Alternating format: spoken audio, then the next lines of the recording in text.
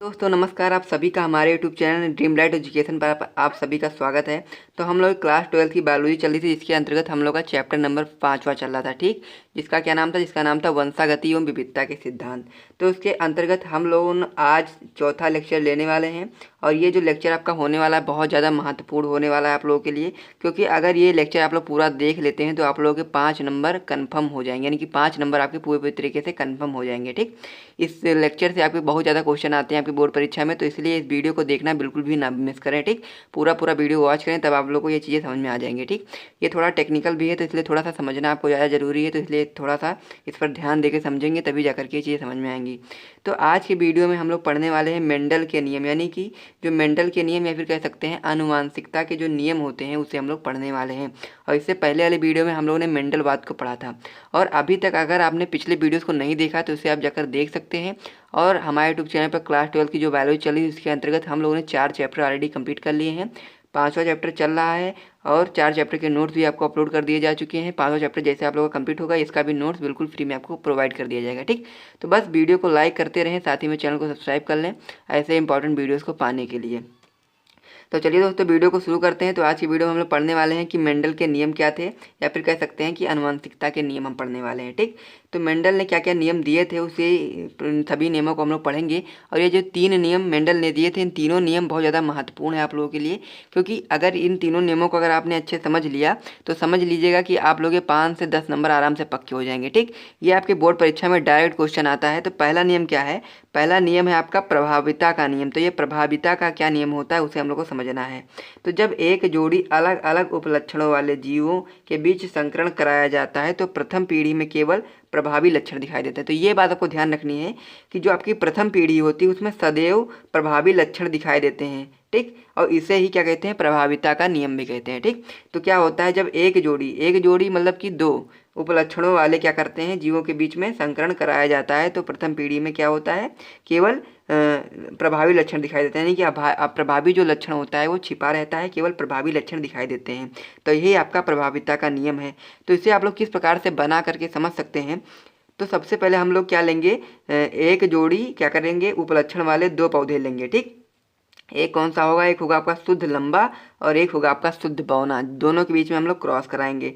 तो उसके बाद में फिर क्या क्या चीज़ें होंगी वो हमको समझना है। तो शुद्ध लंबा शुद्ध बौना क्या है? जनक है, यानी कि इससे ही हम लोग क्या कराएंगे? क्रॉस कराएंगे, जिससे नई संतति का निर्माण होगा। तो हम लोग जानते हैं कि जो आपका लंबा होता है शुद्ध लंबा, उसमें क्या होता है? 2 कैपिटल टी से दर्शाते हैं। ठीक, और वहीं पर अगर बौने की बात करें, जो शुद्ध बौना होता है उसे हम लोग स्मॉल टी से दर्शाते हैं। ठीक, तो डबल स्मॉल टी यहाँ पर लिख देंगे।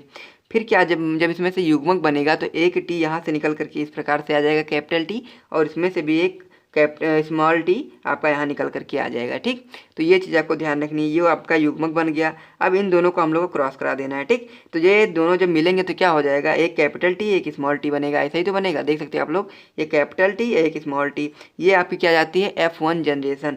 और इसके जो पौधे होंगे जितने भी होंगे आपके 100% संकर लंबे, यानी कि ये कैसा हो जाता है? कैपिटल टी और स्मॉल टी हो जाता है संकर। और यही जो आपका होता है ये 100% संकर लंबे, यानी कि जो प्रथम पीढ़ी होगी, यानी कि F1 पीढ़ी में जो पौधे प्राप्त होंगे आपको 100%, यानी कि जितने भी पौधे प्राप्त होंगे वो सभी संकर लंबे पौधे प्राप्त होंगे। ठीक, तो यही आपका क्या है? प्रभाविता का नियम। अगर आपके बोर्ड परीक्षा में आता है तो डायरेक्ट सबसे पहले आप लोग इसी परिभाषा को लिखेंगे। उसका इस प्रकार से अगर आपने बना करके उसे समझा दिया तो आप लोगों को पूरे के पूरे नंबर आराम से मिल जाएंगे। ठीक, तो यहाँ तक हम लोगों ने समझ लिया जो आपका फर्स्ट नियम होता है मेंडल का। अब हम बात करेंगे कि जो आपका दूसरा नियम होता है वो कौन सा नियम होता है। ठीक, तो इस पेज को हम हटा देते हैं, दूसरा पेज ले आते हैं। तो हमारा अगला पेज जो है उस पर दूसरा नियम क्या है? वो हमारा नियम है पृथक्करण का नियम। तो इसमें क्या क्या चीज़ें होती है ये हम लोग को समझना है। आप लोग ध्यान दीजिएगा, ये उससे थोड़ा सा कठिन आप लोगों को लग सकता है, क्योंकि जहाँ तक हम लोगों ने पिछले जो आपका चरण था उसमें देखा था उसी के आगे ही हम लोग को ये सब कंटिन्यू करना है। तो सबसे पहले वही चीज़ इसमें भी लिखी है कि जब एक जोड़ी अलग अलग उपलक्षणों वाले जीवों के बीच संकरण कराते हैं, यानी कि जैसा कि हम लोगों ने पिछले वाले जो नियम थे उसमें कराया था वही चीज़ यहाँ पर लिखी है। तो प्रथम पीढ़ी में क्या होता है? केवल प्रभावी लक्षण दिखाई देते हैं, जैसा कि मैंने आपको प्रभाविता का नियम बताया था कि प्रथम पीढ़ी में क्या होते हैं? केवल और केवल प्रभावी लक्षण दिखाई देते हैं। लेकिन दूसरी पीढ़ी में क्या होता है ये हम लोग को समझना है। लेकिन दूसरी पीढ़ी में प्रभावी और अप्रभावी, यानी कि दूसरी जब पीढ़ी आती है, पहली पीढ़ी में तो केवल प्रभावी लक्षण दिखाई देंगे, लेकिन जब दूसरी पीढ़ी आती है तो उसमें प्रभावी और अप्रभावी दोनों लक्षण एक निश्चित अनुपात में अलग अलग दिखाई देते हैं। ठीक, तो यही क्या होता है? पृथक्करण का नियम कहलाता है। तो पृथक्करण का जो नियम है उसे समझने के लिए फिगर आप लोगों को समझना बहुत ज़्यादा जरूरी है, क्योंकि ये फिगर आप लोग अगर समझ गए तो समझ लीजिए कि आपको पृथक्करण का जो नियम है पूरी तरीके से समझ में आ जाएगा। ठीक, तो सबसे पहले हम लोग को क्या करना है, जिस प्रकार से हम लोगों ने प्रभाविता के नियम में किया था उसी प्रकार से सबसे पहले हम लोग को प्रथम पीढ़ी तक करना है। ठीक, तो F1 पीढ़ी तक हम लोग को सबसे पहले उसी प्रकार से निकालना है। तो सबसे पहले हम लोग 2 जनक पौधे लेने हैं। कौन सा लेना है, एक शुद्ध लंबा लेना है जिसमें क्या होगा कैपिटल टी, और लेना है शुद्ध बौना जिसमें स्मॉल टी होगा। ठीक, इन दोनों के बीच में क्रॉस कराएंगे तो सबसे पहले आपका युग्मक जो होगा वो बन जाएगा, उसके बाद फिर इसमें क्रॉस कराएंगे। ठीक, तो युग्मक बनाने के लिए आप लोग देखेंगे यहाँ पर कैपिटल टी है तो यहाँ से एक टी निकल करके यहाँ जाएगा और यहाँ पर स्मॉल टी निकल करके यहाँ जाएगा। ठीक, तो दोनों बन गए युग्मक। अब युग्मक बन गए हैं तो अब इसमें क्या होगा, F1 पीढ़ी में जब ये दोनों मिलेंगे तो क्या होगा कि कैपिटल टी स्मॉल टी मिलेंगे तो फिर कैसे बनेंगे, संकर लंबे पौधे प्राप्त होंगे। ठीक, तो यही प्रभाविता का नियम था। अब इसके आगे हम लोग को क्या करना है, F1 पीढ़ी में जो आपका संकर लंबे पौधे प्राप्त होते हैं इसी पौधे के साथ में क्या कराएंगे, स्वसंकरण कराएंगे। तो F2 पीढ़ी में क्या होगा, जो होगा वो हम लोग देखेंगे अब। ठीक, तो अब क्या होगा कि हम लोग इसी जो आपका संकर लंबे पौधे प्राप्त होते हैं इसी से क्या कराएंगे, स्वसंकरण करा देंगे। ठीक, तो सबसे पहले युग्मक बनेगा तो युग्मक में क्या होगा, एक कैपिटल टी बन जाएगा, एक स्मॉल टी बन जाएगा, मतलब कि जो पहले वाला था इसका युग्मक 2 बनेंगे और इसके युग्मक 2 बनेंगे। ठीक, तो ये दो कितने युग्मक हो गए, 4 युग्मक हो गए। अब इसको समझने के लिए हम लोग को क्या करना पड़ेगा कि जब ये आपका एक पुनेट चौखाना बनाना पड़ेगा जिसमें से आप लोगों को अच्छे समझ में आएगा। ठीक, तो सबसे पहले हम लोग जो यहाँ का जो युग्मक बना है, यानी कि इसे अगर हम लोग नर युग्मक माने और इसे मादा युग्मक माने तो सबसे पहले हम लोग क्या करेंगे, नर युग्मक यानी कि कैपिटल टी स्मॉल टी को ऊपर लिखेंगे और कैपिटल टी स्मॉल टी को नीचे लिखेंगे, ये मादा युग्मक अगर हम लोग माने तो। ठीक, पुनेट चौखाने में इस प्रकार से हम लोग को लिखना है। ठीक, तो सबसे पहले हम लोग को क्या करना है, जो पहला ऊपर वाला जो टी लिखा है इसको इससे कराना है क्रॉस, उसके तब क्या निकल करके आएगा, कैपिटल डी आएगा, यानी कि 2 कैपिटल टी मिलेंगे तो कैपिटल टी हो जाएगा। उसके बाद में फिर क्या करना है, इसी कैपिटल टी को ना इससे क्रॉस कराना है, ये आपका स्मॉल टी है इसको क्रॉस करा देना है। तो आप लोग को यहाँ पर देखने को मिलेगा कैपिटल टी स्मॉल टी लिख करके आ गया। ठीक, अब यही जो अगर स्मॉल टी की बात करें, अब इसको क्या करना है, पहले कैपिटल टी से क्रॉस कराना है तो आप लोग देखेंगे यहाँ पर कि कैपिटल टी स्मॉल टी निकल करके आ गया और फिर इसको स्मॉल टी से क्रॉस कराना है तो आप लोग को यहाँ से स्मॉल टी निकल करके आ गया। ठीक, तो यही चीज़ आपकी निकल करके आ गई, यही आपका क्या होगा, जो पौधे होंगे इस प्रकार से होंगे। तो 2 कैपिटल टी हैं तो ये कैसे होंगे, ये शुद्ध लंबे पौधे होंगे, ये कैसे होंगे, संकर लंबे, ये भी आपके संकर लंबे होंगे और ये आपका शुद्ध बौना पौधा होगा। ठीक, तो इसे हम लोग किस प्रकार से लिखेंगे ये समझ लेते हैं। सबसे पहले हम लोग क्या देखेंगे, फिनोटाइप रेशियो क्या लिखेंगे, जीनोटाइप रेशियो क्या लिखेंगे। फिनोटाइप रेशियो में क्या होता है, जो चीज़ें हम लोग को बाहर से दिखाई देती हैं, तो जो लंबापन है बौनापन है हम लोग बाहर से देख सकते हैं ना।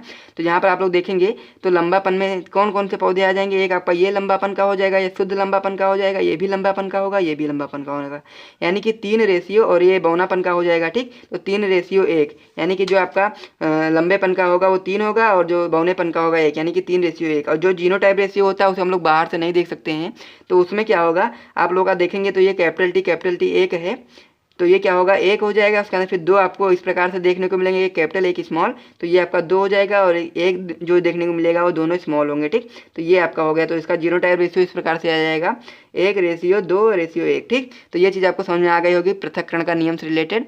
अब हम लोग बढ़ते हैं, जो इसका लास्ट जो नियम है वो बहुत ज़्यादा महत्वपूर्ण है, इसे भी आप लोग को देखना है। ठीक, तो लास्ट नियम है आपका स्वतंत्र अपव्यूहन का नियम। ठीक, तो ये क्या होता है ये भी हम लोग को समझना है। तो जब 2 जोड़ी अलग अलग लक्षणों वाले जीवों के बीच में क्या करते हैं, हम लोग संकरण कराते हैं तो दोनों लक्षणों के वैकल्पिक स्वरूप का पृथक्करण स्वतंत्र रूप से होता है। ठीक, अर्थात क्या कह सकते हैं कि एक लक्षण की जो वंशागति होती है दूसरे लक्षण की वंशागति को प्रभावित नहीं करती है। तो ये सारी चीज़ें आप लोगों को समझ में आ जाएंगी। तो ये क्या है, यह नियम जो है वो द्विसंकर संकरण पदार्थ, यानी कि जो अभी तक हम लोगों ने 2 नियम पढ़े वो कैसे नियम थे, वो थे आप लोगों के एक संकर संकरण पर आधारित। अब ये जो आपका नियम होगा ये होगा आपका द्विसंकर संकरण पर आधारित, यानी कि जो स्वतंत्र अपव्यूहन का नियम है वो होगा आपका द्विसंकर संकरण पर आधारित ये नियम है। ठीक, तो ये चीज़ आपको देखना है। तो सबसे पहले हम लोग इसके नियम को पढ़ लिया कि क्या क्या चीज़ें आपको लिखनी है बोर्ड परीक्षा में, उसके अंदर फिर इसको किस प्रकार से बनाना है आप इसको समझना है। ठीक, तो किस प्रकार से इसे बनाना है ये चीज़ हम लोग को समझना है। तो इसमें हम लोग को क्या लेना है, हम लोग को दो जोड़ी अलग अलग लक्षणों को, यानी कि 4 उपलक्षण लेने हैं हम लोग को इसमें। ठीक, तो सबसे पहले 2 कौन से हो जाएंगे आपके, एक गोल एक पीला, यानी कि 2 लक्षण इधर हो गए उपलक्षण और 2 उपलक्षण इधर हो गए, यानी झुर्रीदार हरा, गोल और झुर्रीदार या फिर पीला या फिर हरा। ठीक, रंग की बात करें तो पीला और हरा, और बीज के आकार की बात करें तो या फिर गोल हो सकता है फिर झुर्रीदार हो सकता है। ठीक, तो हम लोगों ने 4 उपलक्षण ले लिए। तो ये किस प्रकार से अब होगा आगे देख लेते हैं। ठीक, तो जनक ये क्या हो जाएगा आपका गोल पीला और झुर्रीदार हरा। तो इसमें आप लोग गोल जब लिखेंगे तो गोल को आप लोग आर से प्रदर्शित करते हैं, ठीक। तो गोल को अगर मान लीजिए यहाँ पर क्या है कि गोल है तो इसको डबल कैपिटल आर रहेगा यहाँ पर, और ये अगर पीला है तो आपका डबल कैपिटल वाई, यानी कि ये क्या होता है, ये आपका प्रभावी लक्षण होता है गोल पीला, और झुर्रीदार हरा आपका होता है अप्रभावी लक्षण। ये चीज़ आपको समझनी है। तो इसमें क्या होता है, झुर्रीदार में आप लोग इसे भी आर से लिखेंगे, बस इसे स्मॉल आर से लिखेंगे, और हरा जो होता है इसको स्मॉल वाई से लिखेंगे, यानी कि जो अप्रभावी लक्षण होते हैं इसे स्मॉल से लिखते हैं, और जो प्रभावी लक्षण होते हैं उसे हम लोग कैपिटल से लिखते हैं, ठीक। तो यहाँ से आपका क्या बनेंगे, युग्मक जो बनेंगे इस प्रकार से होंगे। तो ये आपका क्या होगा, F1 पीढ़ी में क्या होगा, यहाँ से एक R निकल करके आ जाएगा और यहाँ से एक Y निकल करके आ जाएगा, तो RY बन जाएगा प्रथम पीढ़ी की बात करें तो, ठीक। उसके बाद यहाँ से बात करें तो यहाँ से एक R निकल करके आ जाएगा, यहाँ से एक Y निकल करके आ जाएगा, तो ये आपका युग्मक बन जाएगा। और प्रथम पीढ़ी में आप लोग का RY मिलेंगे तो किस प्रकार से हो जाएगा, R और R को एक साथ में लिख लेना है, YY को एक साथ में लिखेंगे, ठीक। तो ये capital R small r, capital R small are, capital Y small y, इन दोनों को इस प्रकार से लिख लेंगे।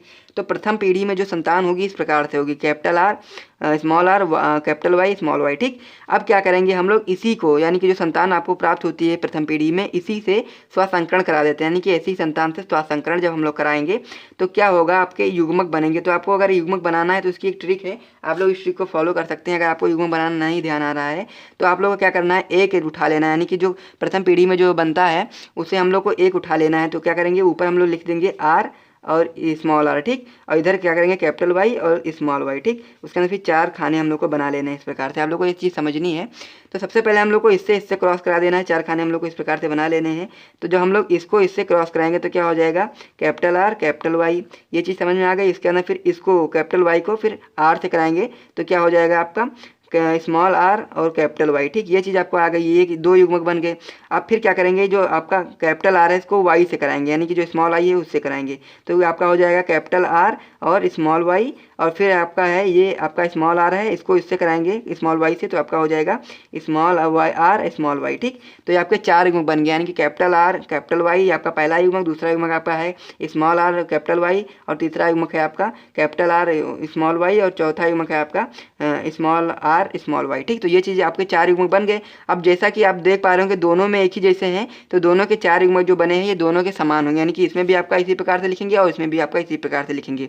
तो इसके कितने बन गए, 4 युग्मक बन गए। जैसा कि मैंने आपको बताया था कि जितने युग्मक बनते हैं उसके डबल हम लोग क्या बनाते हैं, खाने बना देते हैं, ठीक। तो ये आपको समझ में आ गई। अब हम लोग बढ़ते हैं कि इसको किस प्रकार से हम लोग को पुनः चौखाने में भरना है, वो चीज़ हमको समझ में आना चाहिए, ठीक। तो सबसे पहले जो आपने ये जो पहला जो आपने निकाला था इसको हम लोग ऊपर लिख देंगे। अगर इसे हम लोग नर युग्मक माने तो इसे हम लोग ऊपर लिख देंगे, और फिर जो आपका दूसरा होता है इसको हम लोग इस लाइन में लगा देंगे, इस प्रकार से हम लोग व्यवस्थित कर देंगे, ठीक। अब इसको किस प्रकार से लिखना ये हम लोग को समझना है। तो सबसे पहले हम लोग क्या कराएंगे, ये वाली जो लाइन है इसको लेंगे और इसकी जितनी भी ऊपर की लाइन है सबसे क्रॉस करा देंगे, तो क्या क्या चीज़ें निकल करके आएंगी वो हम लोग को समझना है। तो सबसे पहले हम लोग इससे कराएंगे तो आपका हो जाएगा कैपिटल आर और कैपिटल वाई, ठीक। अब इसको इससे कराएंगे तो आपका हो जाएगा कैपिटल आर स्मॉल आर, और फिर हो जाएगा कैपिटल वाई और कैपिटल वाई, ठीक। ये चीज़ समझ में आ गई। फिर आपको क्या करना है, इसको इससे कराएंगे तो कैपिटल आर और कैपिटल वाई और स्मॉल वाई, ये चीज़ आपको समझ में आनी चाहिए। उसके अंदर फिर इसको इससे कराएंगे तो क्या हो जाएगा, कैपिटल आर स्मॉल आर, उसके अंदर फिर कैपिटल वाई स्मॉल वाई, बस ये चीज़ आपको समझ में आ गई। अब हम लोग को इसको यहाँ बढ़ना नीचे वाली लाइन पे, अब इसको इससे पूरा लाइन में कराएंगे तो क्या हो जाएगा, capital R small are capital Y और स्मॉल कैपिटल वाई, ठीक। ये चीज़ हो गई। उसके अंदर फिर क्या करेंगे, इसको इससे कराएंगे, फिर क्या होगा स्मॉल आर और कैपिटल वाई, ठीक। उसके अंदर फिर इसको इससे कराएंगे तो इसमें भी इसी प्रकार से हम लोग लिखते चलेंगे। तो सबसे पहले मैं आपको भर देता हूँ, capital R capital Y small Y. उसके अंदर फिर इसको भी इसी प्रकार से भर देना है, small are capital Y small Y. उसके अंदर फिर इसको भी ये जो लाइन बची इसको भी इसी प्रकार से करेंगे, उसका ये लाइन भी इसी प्रकार से पूरा करेंगे, ठीक। इसको भी इसी से पूरा करा देंगे, उसके अंदर फिर इसको भी पूरा इसी से करा देंगे। तो ये भी आपका हो जाएगा capital R capital Y small Y, इसी प्रकार से ये भी आपका रहेगा। सारी चीज़ें हम लोग को इसी प्रकार से लिख देनी है, ठीक। तो ये भी आपका ऐसे हो जाएगा। सबसे पहले मैं आपको ये सारी चीज़ें लिख देता हूँ, उसका फिर बताते हैं।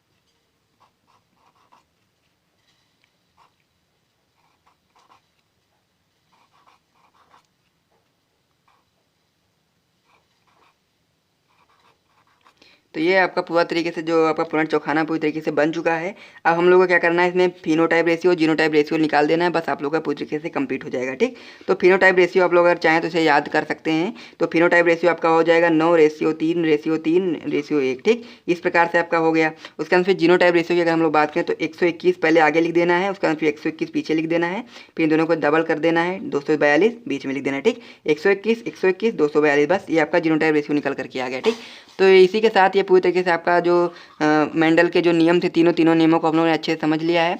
अब नेक्स्ट वीडियो में इनसे क्या विचलन जो उनके मतलब कि जो ऐसे भी चीज़ें हैं जो उनके नियम का पालन नहीं करती हैं उसे भी हम लोग को समझना है। ठीक, तो मिलते हैं नेक्स्ट वीडियो में, तब तक के लिए जय हिंद।